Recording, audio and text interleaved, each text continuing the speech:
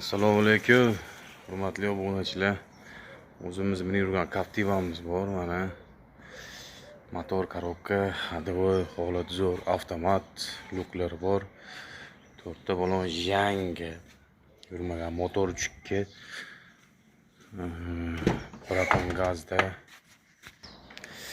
Mo'shtamizda hech qanaqangi kamchiligi yo'q, xudo xolisa. O'sha faqat оформлениеga beramiz. Generalniyda minib yurganman o'zim. Оформление qilib beramiz. Liboy ustangizga kelib ko'rsataverasiz.